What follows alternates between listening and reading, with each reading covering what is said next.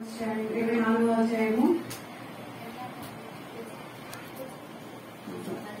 23వ అధ్యాయము 11వ వచనం.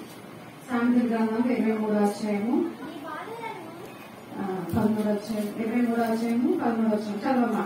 నీ బాలులను శిక్షించుట మానుకోనికము. చాలు, మళ్ళీ చదువుదాం. ఇక్కడ ఇప్పటివరకు చదివిన వాక్యంతోనే మళ్ళీ ఇంకో దాన్ని కొనసాగించాలని ఆశపడతా ఉన్నాం. 1 గంటల పంపించేస్తారు మిమ్మల్ని. మళ్ళా 3 to 4 ఉంటాయి. అందులో గంట ఖాళీ ఉంది, గంట 2 గంటలు ఉన్నట్టుంది. సరే, ఏదేమైనా ఇంకొకసారి కొంచెం 1-2 మాటలు జ్ఞాపకం చేయాలని ఆశపడతా ఉన్నాం. ఇది నేను రోజు చదువుకునే బైబిల్లో చదువుకున్నప్పుడు వచ్చిన మాట ఇది నేను అండర్లైన్ చేసి పెట్టుకున్నాను. నాకు నచ్చిన వాక్యాలు వెంటనే నేను అండర్లైన్ చేసుకుంటా ఉంటాను అన్నమాట. అలా చెప్తున్నప్పుడు ఈ మాట నాకు చాలా నచ్చింది. ఇక్కడ ఏమంటా ఉన్నాడంటే, నీ కుమారులను ఏంటమ్మా, నీ బాలులను శిక్షించుట మానుకొనకుము. అంటే పిల్లలను శిక్షించొద్దని చెప్తారా, శిక్షించమని చెప్తారా? శిక్షించొద్దని చెప్తాం కదా చాలా వరకు. కొట్టొద్దురా, పెట్టొద్దురా, అలాగనొద్దురా, ఇలా వద్దురా అంటాం. కానీ ఇక్కడ దేవుడు ఏం మాట్లాడుతున్నాడు? శిక్షించుట మానుకొనకుము. నువ్వు శిక్షించడం మానవద్దు అంటున్నాడు. దేని గురించి శిక్షించడం మానవద్దు? తప్పు చేసినప్పుడు శిక్షించడం మానవద్దు. అంటే మనం దేన్ని శిక్షిస్తాము? మా పిల్లలు, మనందరికి పిల్లలు ఉన్నారే, దేన్ని శిక్షిస్తాం? పిల్లల్ని మాట విన్నప్పుడు శిక్షిస్తాం. ఎప్పుడు ఎక్కువ ఏ మాట విన్నప్పుడు శిక్షిస్తాం? బాగా కొట్టే పరిస్థితులు ఎప్పుడు వస్తాయి? చేయొద్దనే చేసినప్పుడు, ఇంకా ఎదురు చెప్పినప్పుడు. ఇంకా అంటే నేనేం చెప్పాలని ఆశపడుతున్నానంటే, దేవుని కొరకు కాకుండా మిగతా వాటికి మాట వినడానికి శిక్షించడానికి చాలా ఇష్టపడతాం. అర్థమవుతుందమ్మా నేను చెప్పింది? దేవుని కొరకు కాకుండా చదువు కొరకు కావచ్చు, మాటలు ఎదిరించడం కోసం కావచ్చు, టీవీ చూడటం కోసం కావచ్చు, ఫోన్ చూడటం కోసం కావచ్చు, వీటి ఏ విషయాల్లోనైనా వాళ్ళు బాగా శిక్షించడానికి మనం ఇష్టపడతాం.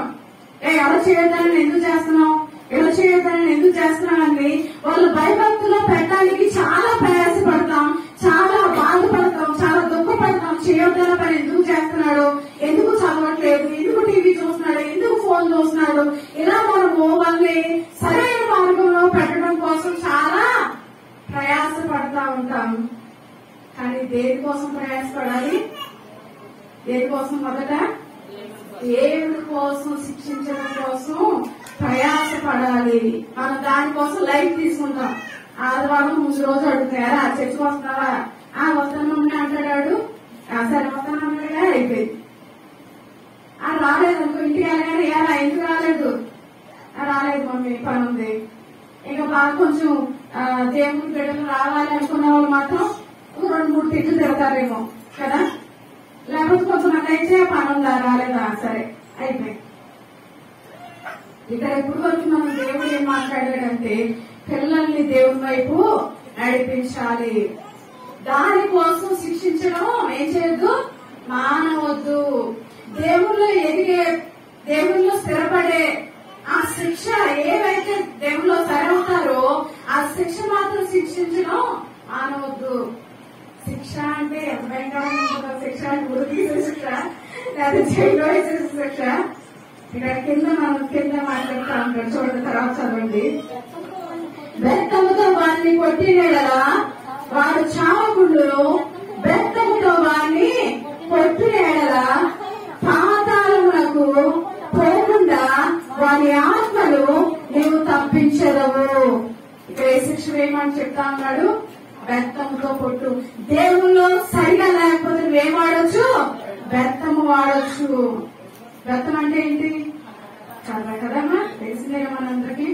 పిల్లల్ని సరైన దారిలో పెట్టడం కోసం నీ మాటకు వినకపోతే, నీ మాటకు లోపడకపోతే ఏం వాడొచ్చు? బెత్తము వాడొచ్చు. బెత్తంతో కొడితే వాడు చచ్చిపోవడం, వాళ్ళ ప్రాణాలు పోయినంత దెబ్బ తగలదు. దెబ్బ కర్రతో కొడితే. ఒకవేళ నువ్వు అలా సరిచే, ఒకవేళ బెత్తం వాడి పిల్లలను సరిచేస్తే దాని కింద ఆఖరి లైన్ మనం ఏం చూస్తున్నాం, పాతాళము నుండి తప్పించేదానిగా నువ్వు ఉంటావు. చూసారా ఎంత మంచి మాట.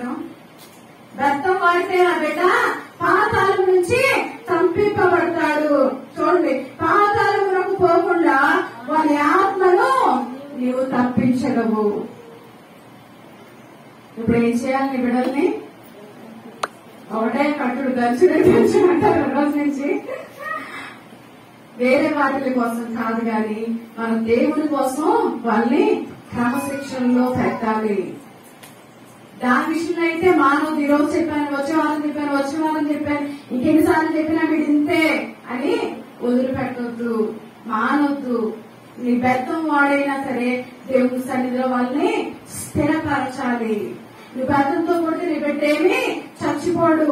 నువ్వు కొట్టకపోతే నరకానికి వెళ్ళి ఆరిన అగ్నిలో చచ్చిపోయిన పురుగులో తను నరకయాతను అనుభవిస్తాడు. దానికి బదులు నువ్వు బెత్తం వాడు ఏం చేయాలంటే నీ బిడ్డను నరకంలో అతని ఆత్మను పడలేకుండా నువ్వు కాపాడుతావు. బెత్తం వాడకుండానే బిడ్డలు దేవుళ్ళో ఎదిగేటట్టుగా ప్రయాసపడదాం. చదువు కోసం కాదు, చదువుకున్న నేర్పించండి. నేను చదువుకు వ్యతిరేకం కాదు, కానీ చాలా మంది చదువు కోసం, ఆస్తి ఇవ్వడం కోసం బిడ్డల్ని శిక్షించడానికి, దండించడానికి, ప్రేరేపించడానికి చూస్తూ ఉంటాను కదా. మనం దానికోసం ఎక్కువ ప్రయాసపడతారు కదా. దేనికి? చదువు, ఇంకోటి ఆస్తులు. దీనికోసం ప్రయాసపడుతూ ఉంటాం. కానీ ఇక్కడ దేవుడు ప్రోత్సాహం మనం చెప్పింది ఏంటంటే దేవుని బిడ్డల్ని ఏం చేయాలి? దేవుల్లో పెంచే వారంగా ఉండాలి. మన బిడ్డల్ని పాతాళము వాళ్ళ ప్రాణాలు పోకుండా కాపాడే వారంగా మనం ఉండాలి. పాతాళంలో తప్పిపోకుండా వారి ఆత్మలను నువ్వు తప్పించగలవు. నువ్వు నీ చేతిలోనే దేవుడు ఒక పని నాకు చెప్పాడు. ఏం పని? ఈ బిడ్డలు పాతాళంలో పడవేయకుండా ఇప్పుడు తప్పించే బాధ్యత నీది. ఇప్పుడు వరకు జరిగిందేదో జరిగిపోయింది. ఇప్పటి నుంచి దేవా నా బిడ్డలను పాతాళంలో పడవేయకుండా నేను ఎదిగించే కృపను, ధన్యతను మాకు దయచే ప్రభా అని మన దానికోసం ప్రయాసపడదాం. దానికోసం మన ప్రార్థన జీవితాన్ని కొనసాగిద్దాం. ఇంకొక మాటను చూసి ముగించేస్తాను నేను. అదే సామెతల గ్రంథంలో 18వ అధ్యాయంలో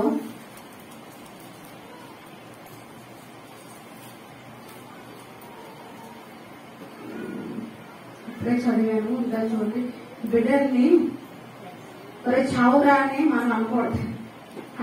ఇంకా చూడండి, ఇప్పుడే చూసాను. దొరికితే చదవండి. సామెతల గ్రంథం 18లో కానీ 19లో కానీ ఖచ్చితంగా ఉంటుంది.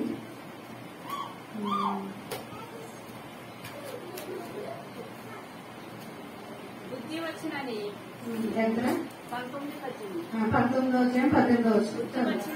బుద్ధి వచ్చినని నీ కుమారుని శిక్షింపకము, అయితే వాడు చావు వలనని కోరవద్దు.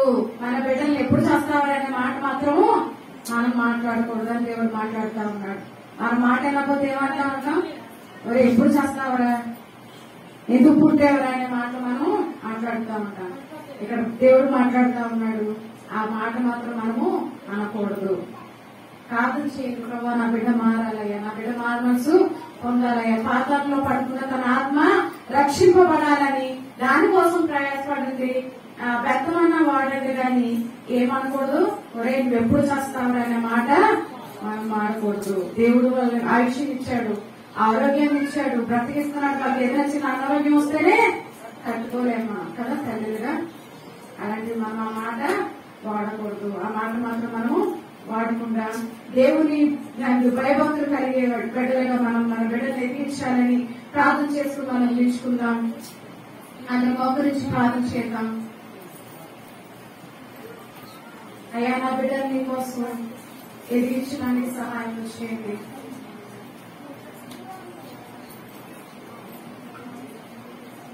నీ కుమారుని శిక్షించడం మానవద్దని దేవుడు మాట్లాడుతూ ఉన్నాడు. ఒకవేళ నువ్వు బెత్తం వాడినట్లయితే వాడి చావడు గాని పాతాళంలో వెళ్లకుండా తన ఆత్మను రక్షింపబడుతుందని దేవుడు మాట్లాడుతా ఉన్నాడు. నిజమే ప్రభువా, నా బిడ్డ పాతాళంలో వెళ్ళిపోవడం నాకు ఇష్టం లేదు. అందరూ నోరు తెరిచి ప్రార్థన చేద్దాం. నిజమే, మన పిల్లలకి ఒక చిన్న గాయమైన చిన్నగా వాడు జ్వరం వచ్చినా మనం ఎంతగానో వెలువెల్లాడిపోతా ఉంటాం. అలాంటిది పాతాళంలో వాళ్ళని వదిలిపెట్టే వారంగా కనబడతా ఉన్నామేమో. దేవుడు అంటా ఉన్నాడు, నువ్వు బెత్తమైన వాడి వాళ్ళని సరైన మార్గంలో నిలబెట్టు. చదువు కోసమో, టీవీ కోసమో, ఫోన్ల కోసమో వాళ్ళు శిక్షించడం కాదు గాని దేవుడి సన్నిధిలో దేవుళ్ళు వాళ్ళు స్థిరపడేటట్లుగా వాళ్ళు శిక్షించడం అలవాటు చేసుకుందాం. ఎందుకంటే వాళ్ళ పాతంలో నుంచి వాళ్ళ ఆత్మను రక్షించేదానిగా ఉంటావు. కాబట్టి ప్రభా, నా బిడ్డల కోసం నేను ప్రయాసపడేదానిగా, నా బిడ్డల కోసం నేను ప్రార్థించేదానిగా, నా బిడ్డల కోసం నేను సరైన ప్రవర్తన ప్రవర్తించేదానిగా ఉన్నట్లుగా సహాయం చేయండి. అదేవిధంగా ప్రభా, ఇదిగో నా బిడ్డలు చావరనే మాట మేము అనకుండా సహాయం చేయండి. వారు నువ్వు ఇచ్చిన బిడ్డలు ప్రభా, ఆ మాట మనోట్ల నుంచి రానివ్వకుండా దాన్ని మీరుగా కొట్టివేయండి. ఎవరైతే ఆ మాట మాట్లాడారో ప్రభా, ప్రతి మాటను మీరుగా సరి చేయండి. వాళ్ళని మీరు క్షమించండి ప్రభా. ఆ మాటకి అన్నిటికీ మాకెవ్వరికి రానివ్వకుండా మా నోటి మీద కాపాడుకోగలిగే సహాయం చేయండి. ఆయన మీరు ఇచ్చిన వాక్యాలను బట్టి మీకు ఉన్నాను ప్రభా. బిడ్డ హృదయాల వాక్యాలు స్థిరపడటానికి సహాయం చేయండి. అయ్యా, ఇదిగో ఈ వాక్యము తండ్రి మంచి నేలను పడితే విత్తనం ఫలిస్తుంది కదా ప్రభా. అలాంటి మంచి నేల పడి విత్తనం వల్ల ప్రతి వాక్యాన్ని మీరు సిద్ధపరచమని యేసు నామములో అడిగి వేడుకుంటున్నాను పరమ తండ్రి. ఆమేన్. పరలోకమున్న మా తండ్రి, నీ నామం పరిశుద్ధపరచబడును గాక, నీ రాజ్యం వచ్చిన గాక, నీ చిత్తం పరలోకము నెరవేరి భూమి యందు నెరవేరును గాక. మా అనుగ్రహం నేడు మాకు దయచేయము. వాళ్ళ ప్రదక్షించిన ప్రకారం మా ప్రదక్షించము. వంశోధనంతేగా దృష్టిని తప్పించము.